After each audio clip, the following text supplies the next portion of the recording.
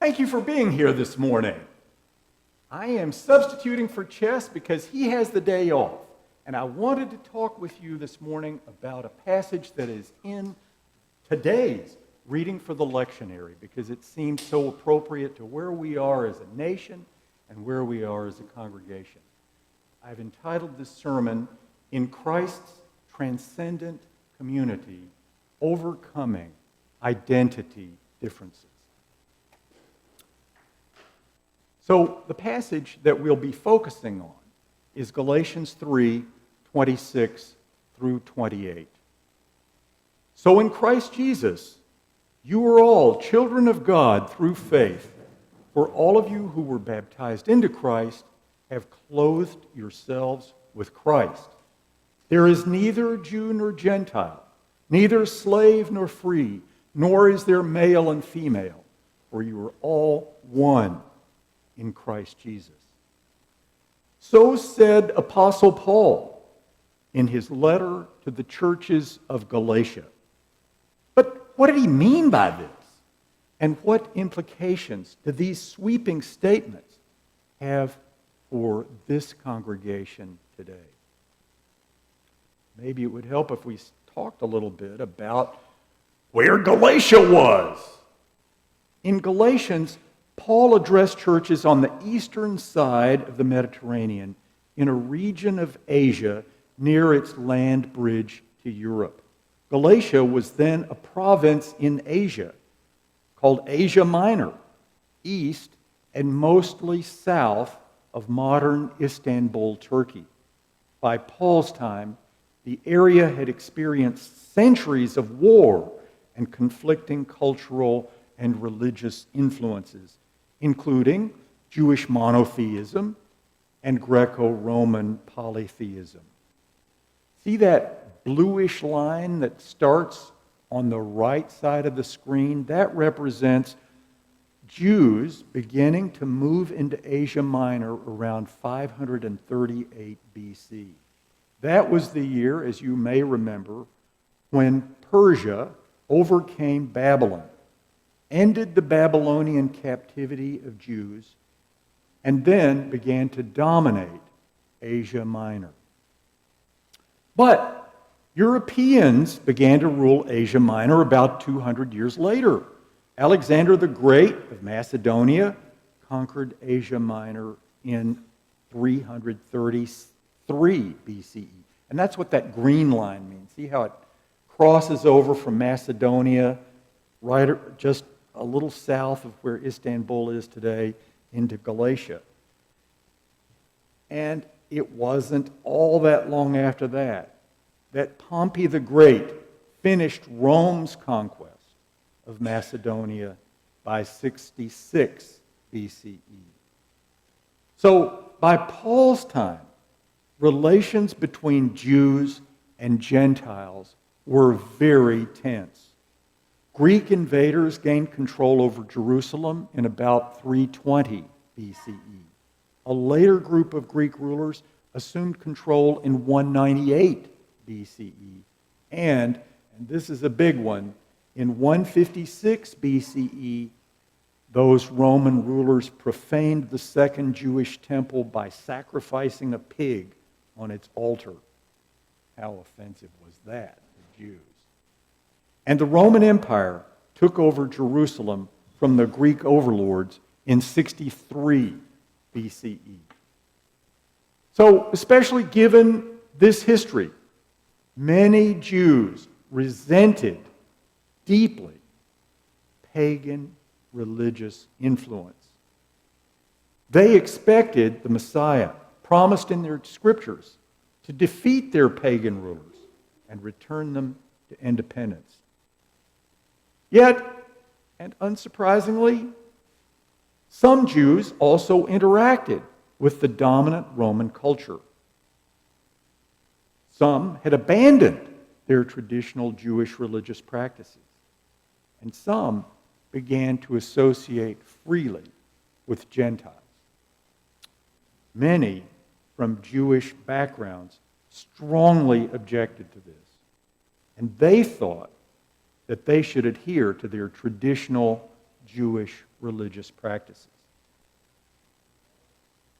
Put simply, the region was a boiling cauldron of competing cultures and conflicting religious ideas. Sound familiar? We're not going to go there today. Let's talk about somebody who around that time did something important. A promising young Jewish scholar named Saul. He grew up in Tarsus, a town near the Mediterranean coast, just south of Galatia. And as you can see from that red line up at the top where Tarsus is, Saul moved from Tarsus to the traditional Israelite capital of Jerusalem to pursue his studies under the best Jewish religious teachers. And they shaped Paul's worldview. Describing it later, he noted his pride in his religious heritage. Circumcised on the 8th day, of the people of Israel, of the tribe of Benjamin, a Hebrew of Hebrews, in regard to the law of Pharisee, as for righteousness based on the Jewish law, faultless. At the time, Saul apparently followed the dichotomies of ethnicity, bondage status, and gender common to his upbringing. But also around that time, some Jews had come to believe that a rabbi from Nazareth named Jesus was the Messiah promised in their sacred texts. That idea was very controversial, especially among Jewish traditionalists who controlled the Jewish temple. Roman authorities put Jesus to death on the cross on the ground that he had been an insurrectionist.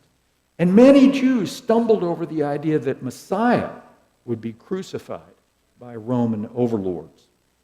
And Gentiles thought the idea that people could shamefully execute a divine being was just foolish. But those who believed that Jesus was the promised Messiah claimed that God had revived Jesus' dead body. Other Jews denied this. And many Greeks thought that anyone who believed in resurrection must be crazy.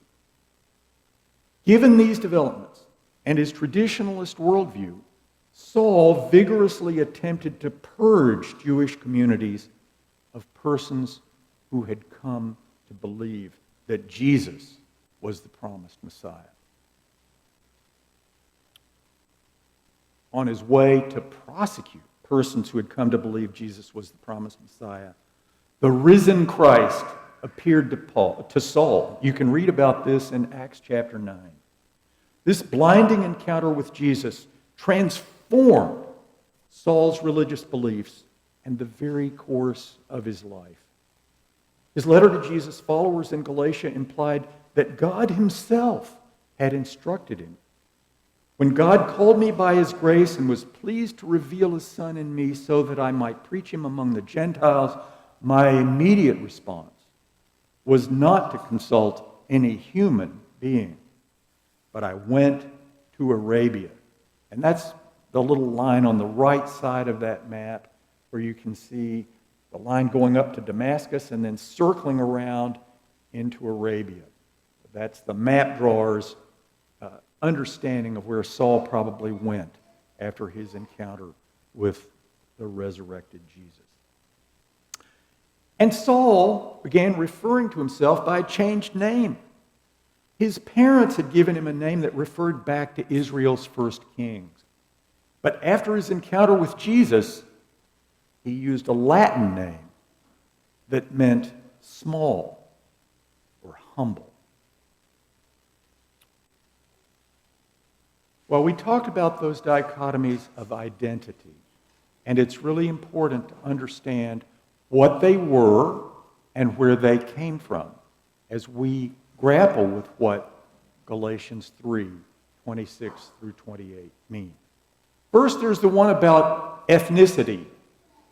Were you Jewish? or were you a Gentile? And then there's the one about bondage status. Were you a slave or were you free? And lastly, there's one about gender. Were you male or were you female? We see all of these in Galatians 3:28.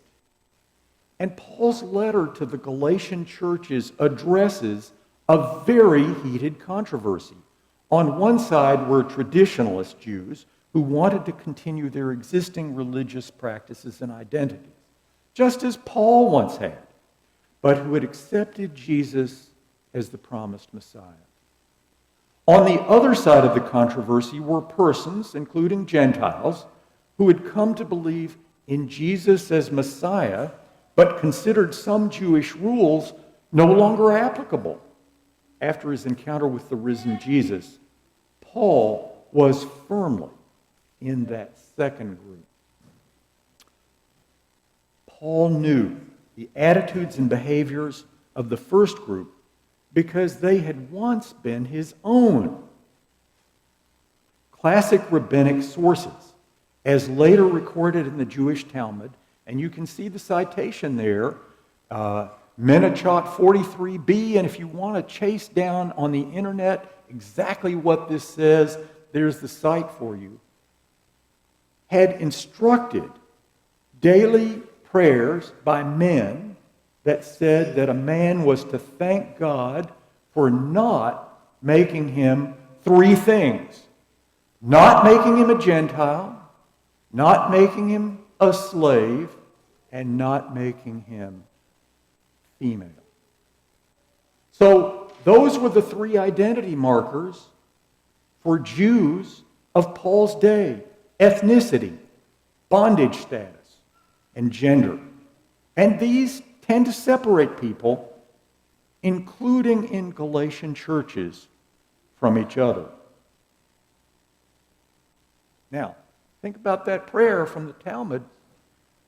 Paul followed this trio of markers in Galatians 3:28, but notice, he reversed them, boldly proclaiming God's intention in new faith communities to empower people to be unified despite these characteristics. Achieving this divine objective involves breaking down tribalistic barriers that ordinarily separate humans. And in the verse immediately following the one that we read at the outset, Paul explained why.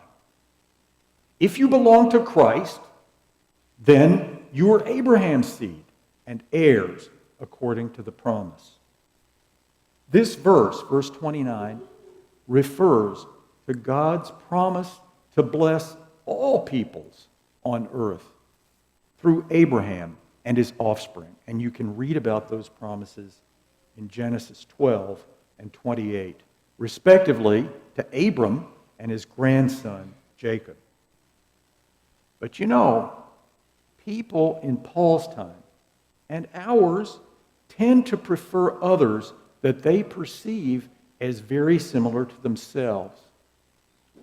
In God's kingdom, we should work to overcome such barriers and prejudices, just as Paul taught in these verses in Galatians 3. Perhaps this is part of the upside-down world that Jesus promised. Many who are first will be last, and many who are last will be first. So let's talk first about this ethnic difference and overcoming it. In Galatians 3:28, Paul first mentions, let's advance the slide one further. In Galatians 3:28, Paul first mentions the identity marker of ethnicity. Galatian churches had begun to overcome ethnicity distinctions, but then reverted. And in the Galatian letter, Paul identifies two ways in which this happened and how Paul reacted. From these incidents, we can see that even the early church's leaders sometimes disagreed. First, he says, ethnic separation occurred in table fellowship.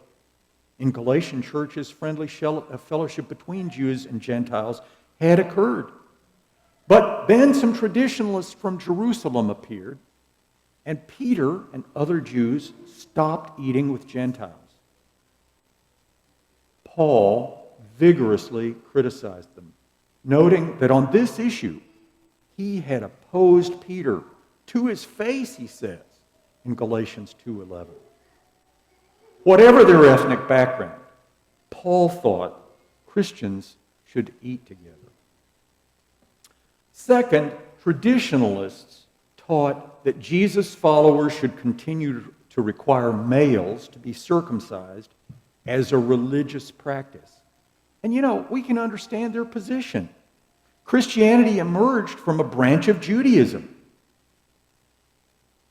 Traditionalists presumably pointed to the requirement of circumcision in God's covenant with Abraham and the law of Moses. For Jews, males were circumcised to mark them as included among God's people and different from the dominant Greco-Roman culture.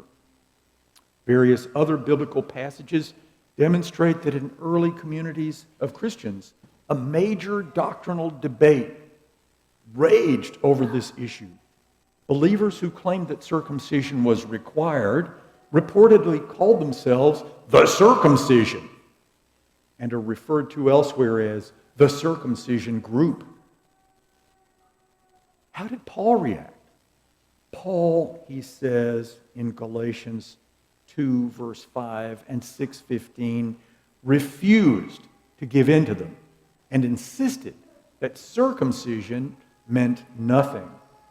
He taught that the Christian community should abandon circumcision performed by human hands. Instead, he urged believers to serve God by his Spirit and put no confidence in the flesh.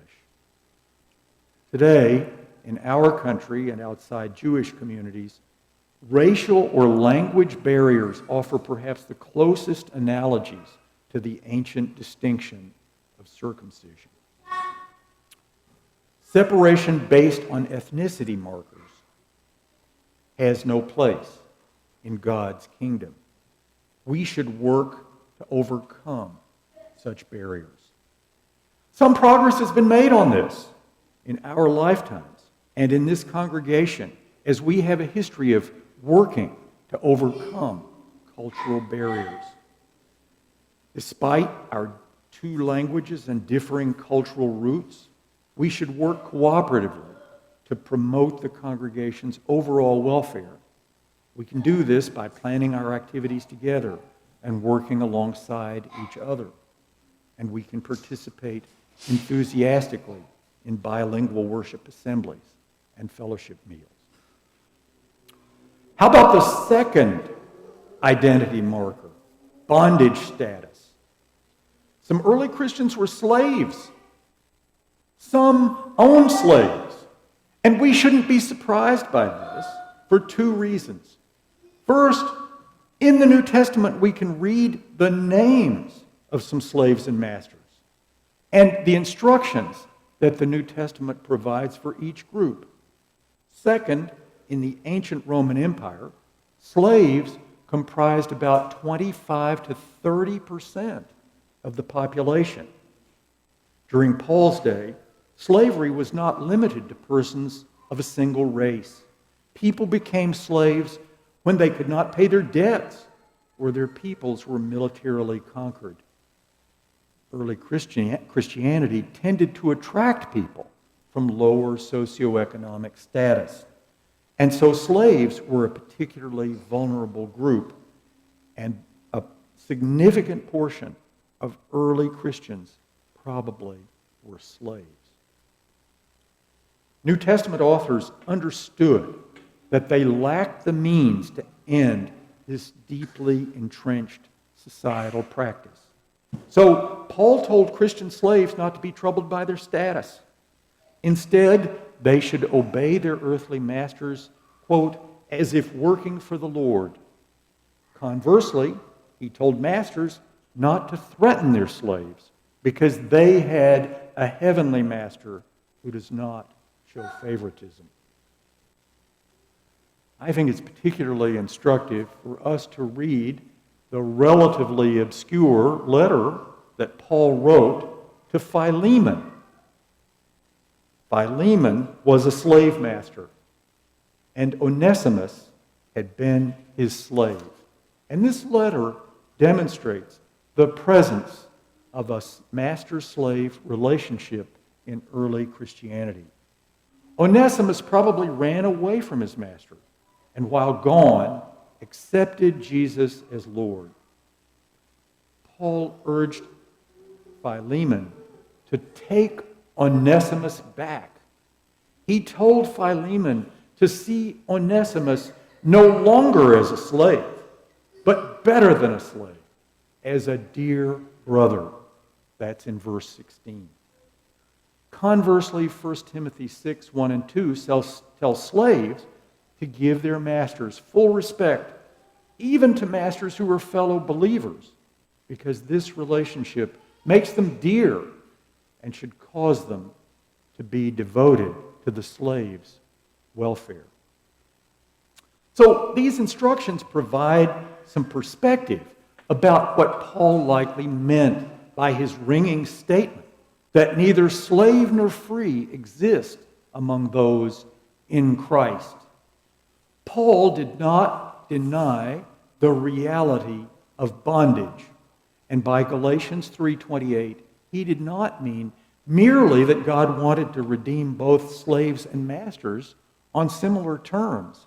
Yes, he wanted that, but that wasn't all. Paul meant that he wanted slaves and masters to associate as brothers and sisters in Christian community.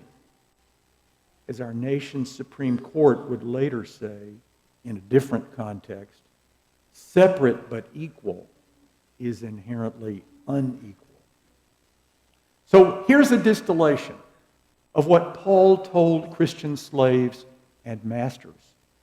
First, demonstrate respect for each other. Second, show impartiality toward each other. Third, assure support. It is fitting that we discuss this passage today because last Thursday, our nation celebrated Juneteenth, as Daniel mentioned in his prayer, marking the end in 1865 of legalized slavery in our nation. This, despite the assertion nearly 90 years before in our Declaration of Independence that all men are created equal. Yet, ending slavery required a civil war and a constitutional amendment. New Testament principles help to transform sentiments, enabling emancipation. Consider Lincoln's implicit invocation of Jesus' golden rule, as I would not be a slave, so I would not be a master. He wrote that in 1858. But in our country, and even in Christian communities, slavery has cast a long shadow. Unlike slavery in Paul's time in our nation, slavery had a racial component, as it was African ethnicities that were enslaved. Martin Luther King famously said that 11 o'clock on Sunday morning is the most segregated hour in America. King urged us to change this. Those descended from slaves should not be hived off in separate congregations. This idea from King and others echoes Galatians 3:28. Separating people by current bondage status or that of their ancestors does not comport with the Messiah's ethical ideas, and we should advance our heavenly master's concepts, not conform to the pattern of this fallen world. In our nation, some progress has been made on ending distinctions rooted in historical bondage status. So consider these statistics. In 1998, around 20% of white churchgoers attended exclusively white congregations. But by 2012, this figure had declined to 11%. And this change suggests that congregational separation by race today is in decline. But work remains, as one recent study suggested that many Americans continue to attend religious services where one racial or ethnic group dominates. Look around you. As you can see from those around you and in our leadership, our congregation has been and continues to be on the vanguard of this positive change of breaking down the barriers associated with past bondage status. And thankfully, the legal end of slavery in the United States makes close analogies to the slavery of Paul's day harder to find. But exploitation through force, fraud, or coercion for labor or commercial sex persists, and Christians should support efforts to end such human trafficking. More broadly, in employee-employer relations, Christians should follow the principles undergirding New Testament instructions by demonstrating respect, by showing impartiality, and by assuring support. That brings us to the last of the three tripartite divisions of Galatians 3:28. There, Paul mentions this third identity marker, gender. Paul asserted that in Christ, there is no male nor female. What did he mean? Obviously, Galatian Christians continued to be gendered. Of the tripart identity distinctions in Galatians 3:28, overcoming this one seems hardest in our time. That is so in part because other New Testament principles, including some in Paul's letters, constrain women in certain roles. Specifically, in families, husbands should lead. We can see that in Ephesians 5:23. And similarly, in churches, men should serve as elders. 1 Timothy 3:2 and Titus 1, verse 6. But passages defining these male responsibilities should be interpreted alongside Galatians 3:28 and the many New Testament examples that recognize and empower women. Paul repeatedly identified women as having significant roles in Christian communities. For example, in the last chapter of his letter to all in Rome who are loved by God and called to be his holy people, Paul extends greetings to 29 individuals, mostly by name. Of these 29, the first two, perhaps the most prominent, are women, and 8 other women are also listed. Paul's greetings in Romans 16 are more than polite acknowledgments. They're deliberate affirmations of women's leadership and labor in the early church. By naming these women and highlighting these roles, Paul first recognizes the authority and contributions of women, especially in ministry, teaching, and hospitality. Second, he models the inclusive nature of the gospel, echoing his own words in Galatians 3:28, "There is neither male nor female, for you are all one in Christ Jesus." And third, he counters cultural norms that in his time often silenced or sidelined women. Remember that prayer we discussed earlier from the Talmud? But in Galatians 3:28, Paul highlights that in Christ's upside-down community, the work of women is vital and honored. Focus on just 3 of the 10 women identified in Romans 16. Paul identifies Phoebe as having a specific role in the congregation of the Greek port town of Cenchrea. The Greek word for her role could be translated as servant, but recent prominent English translations, including the NIV and the New Revised Standard, have rendered it as deacon. And importantly, Paul describes Phoebe as his benefactor and tells Roman Christians in 16 verse 2 to receive her and give her any help she needs. Well, why does he say that? In Paul's time, there was no common carrier for delivering letters. Phoebe apparently delivered Paul's letter to the congregations in Rome and perhaps read it to them or explained it to them. Second, Paul mentions Priscilla in Romans chapter 16 and describes her as his co-worker who risked her life for Paul. What do we know about her from other places?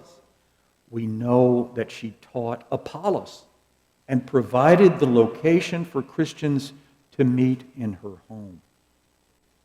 Third, Paul also praises Junia as a fellow Jew imprisoned with him, apparently for her role in spreading the news about Jesus.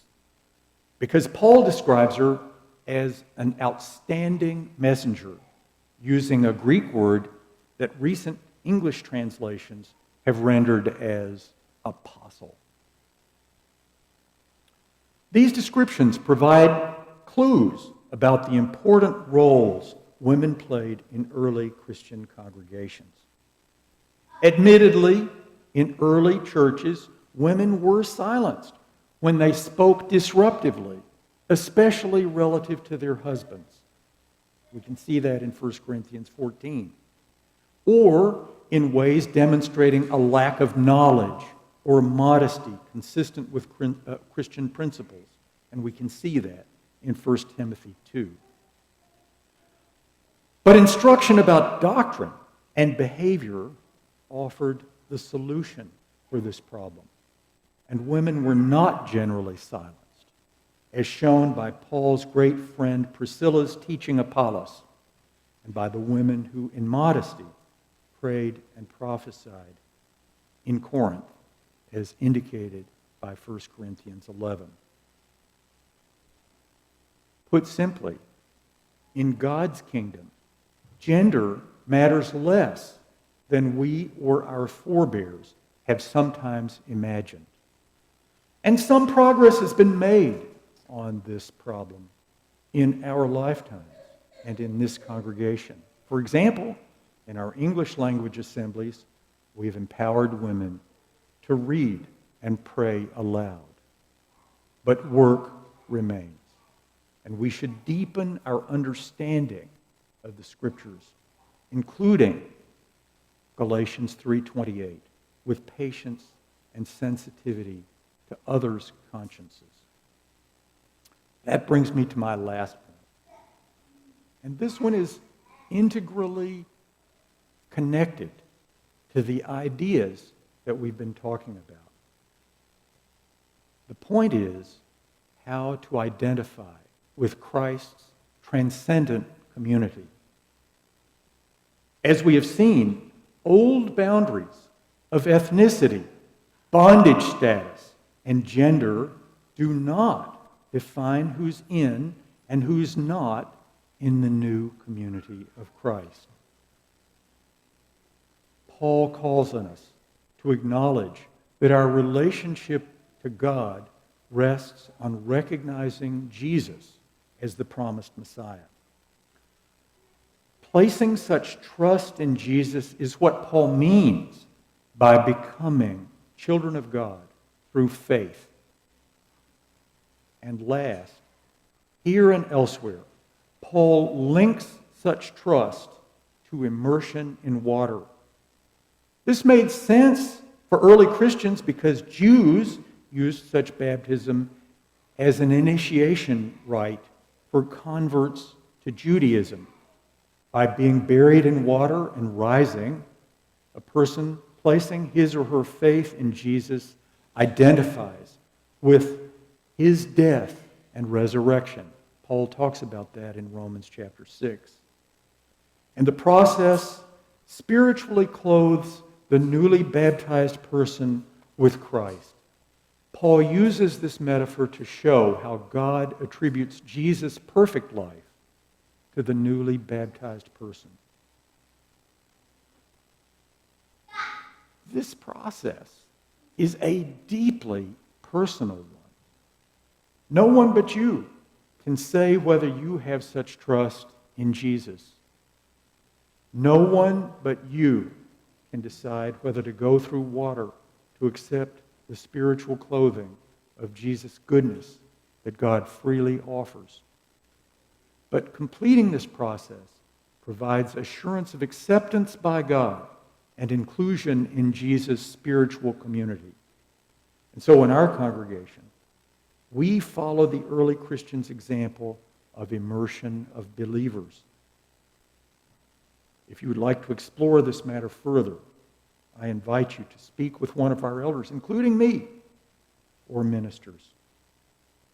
But now we turn to the other activity that reminds us of Jesus' death and resurrection, the Lord's Supper. And as we sing this next song, please assemble around the tables in the center of this auditorium as together we remember and celebrate his broken body and shed blood.